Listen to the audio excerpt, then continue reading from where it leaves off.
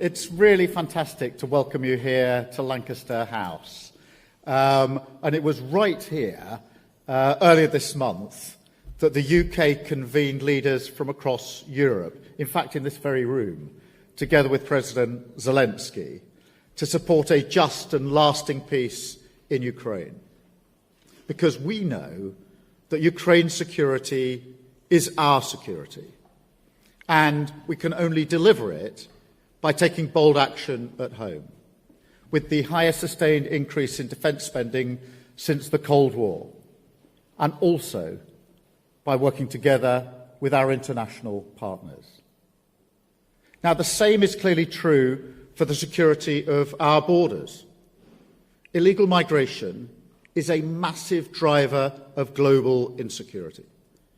It undermines our ability to control who comes here. And that makes people angry.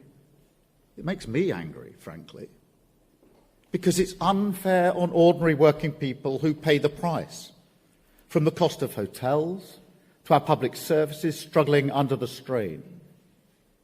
And it's unfair on the illegal migrants themselves, because these are vulnerable people being ruthlessly exploited by vile gangs. So look, we must each take decisive action in our own countries to deal with this. Nobody can doubt that the people we serve want this issue sorted. But the truth is, we can only smash these gangs once and for all if we work together. Because this evil trade, it exploits the cracks between our institutions. It pits nations against one another. It profits from our inability at the political level to come together. And that's why, from the moment I took up office, I said the UK would convene this summit. And I'm really delighted to be joined by all of you here today. We've got representatives from more than 40 countries across the world. There's never been a bigger gathering of people on this issue, building a truly international effort to defeat organised immigration crime. And let me tell you why this matters, and take you back to a visit I made as a relatively new Member of Parliament back in 2016 to the camps on the outskirts of Calais. I can still remember it in my mind's eye. The muddy ground, sodden with rain and human waste. Children as young as 5 and 7. And that struck me because that's the same age as my children were then. Huddled together in freezing temperatures with almost nothing to keep them warm.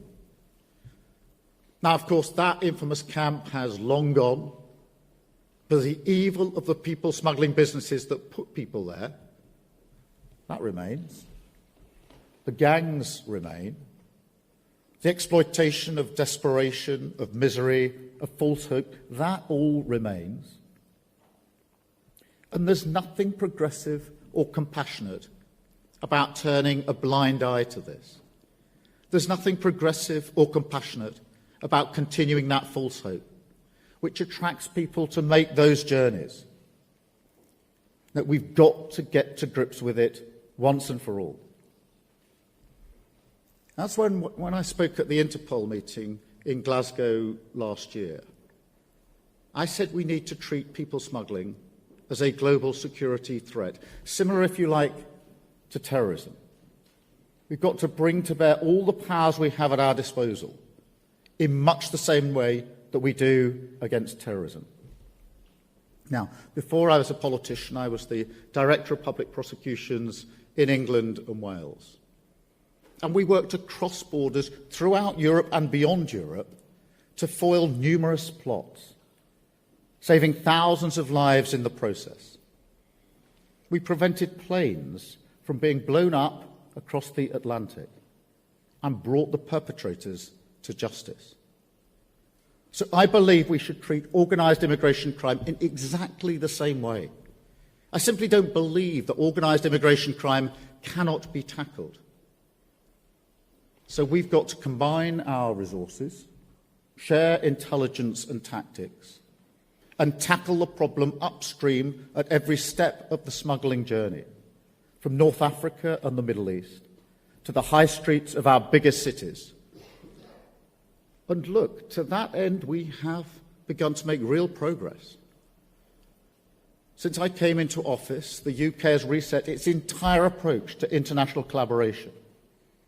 I put smashing the gangs on agendas of international summits, showing that the UK now means business, working together with our allies, with you. We've struck new agreements and plans with so many of the countries represented in the room here today. Take our work with France as a good example.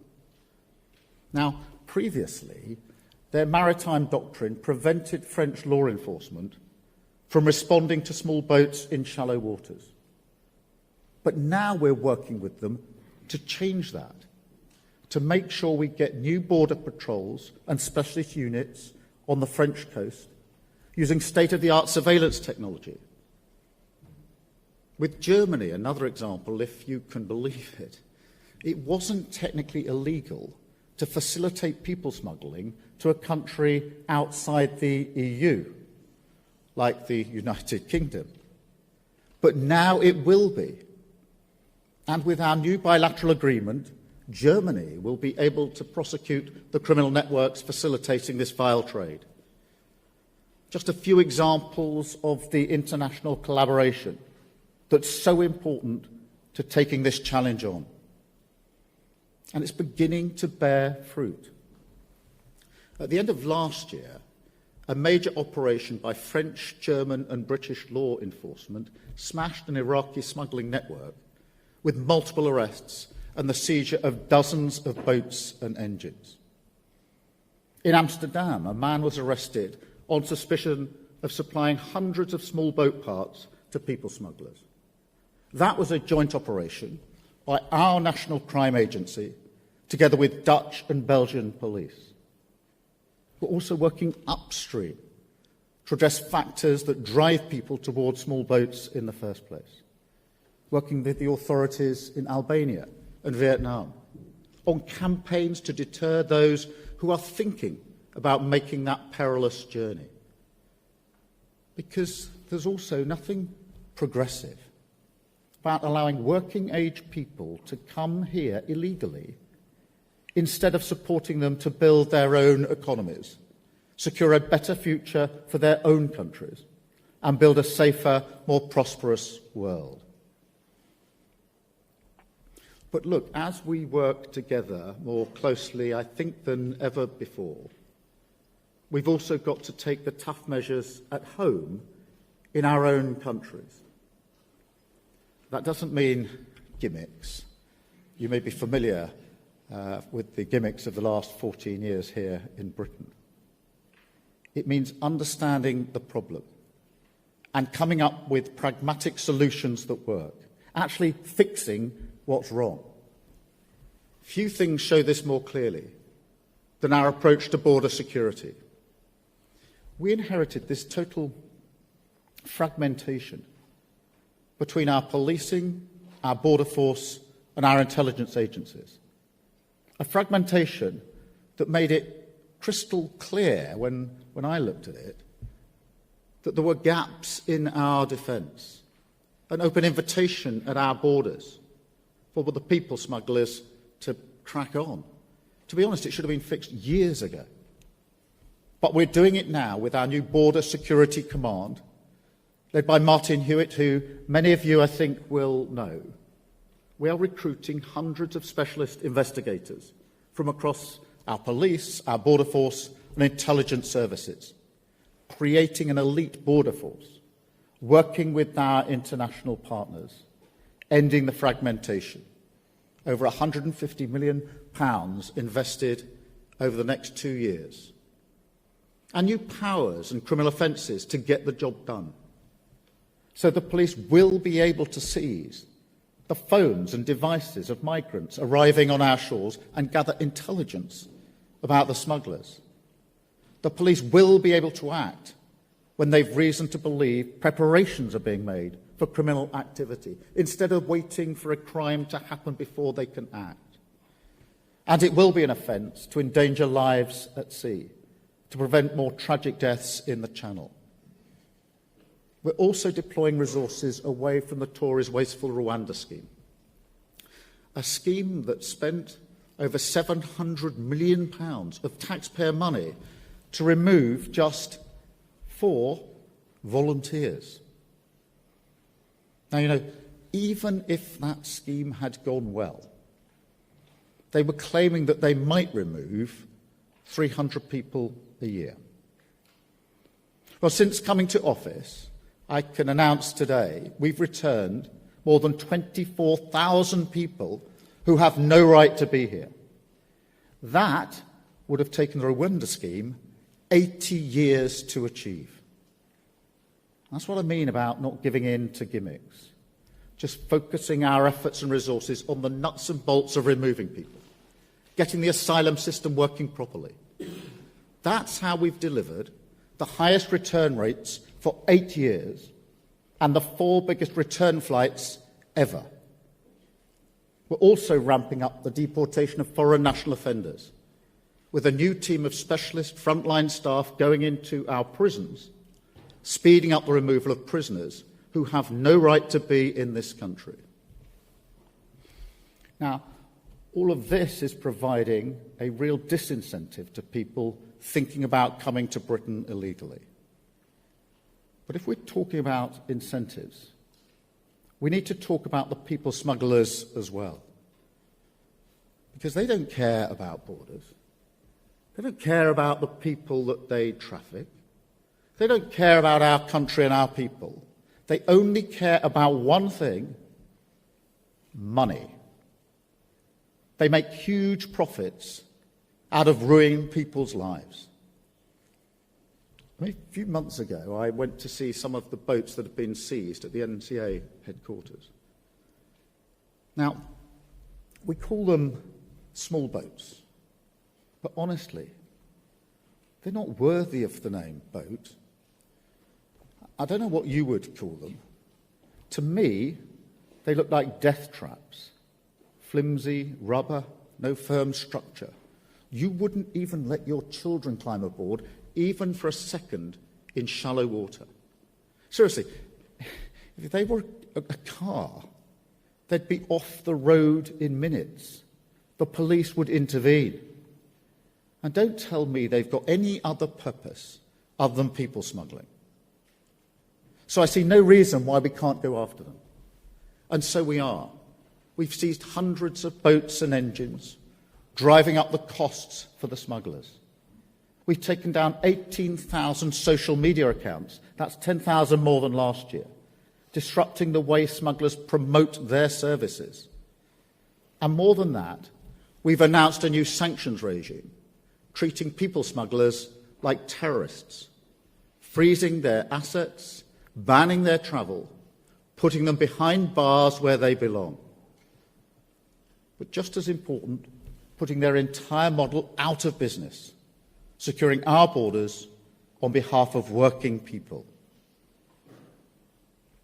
Because, as I said at the start, this is about fairness. And there is little that strikes working people as more unfair than watching illegal migration drive down their wages, their terms and their conditions through illegal work in their community. I've got to be honest here. For too long, the UK has been a soft touch on this. Whilst the last government were busy with their Rwanda gimmick, they left the door wide open for illegal working, especially in short-term or zero-hours roles, like construction, beauty salons and courier services. And whilst, of course, most companies do the responsible thing and carry out right-to-work checks, too many dodgy firms have been exploiting a loophole to skip this process, hiring illegal workers, undercutting honest businesses, driving down the wages of ordinary working people. And all of this, of course, fueling that poisonous narrative of the gangs, who promise the dream of a better life to vulnerable people, yet deliver a nightmare of squalid conditions and appalling exploitation. Well, today we are changing that, because this government is introducing a tough new law to force all companies to carry out these checks on right to work. They take just minutes to complete, so they're not burdensome for business, and they can be done free of charge. So there's no excuses, and no ability to claim that they didn't know they had illegal workers. And failure to comply will result in fines of up to £60,000, prison terms of up to 5 years, and the potential closure of their businesses. Now, none of these strategies, as you know, are a silver bullet. I know that. But each of them is another tool, an arsenal that we're building up to smash the gangs once and for all. We must pull every lever available, and that is what this Labour government is doing. No shortcuts, no gimmicks, just the hard graft of sleeves rolled up practical government, securing our borders, getting a grip on illegal migration, and delivering our plan for change. We want to work with you and with everyone who is as determined as we are to end the misery and evil of people smuggling. Because together we will save lives. We will secure our borders. We will smash the gangs that undermine our security and deliver the fairness for the working people that we serve. Thank you very much.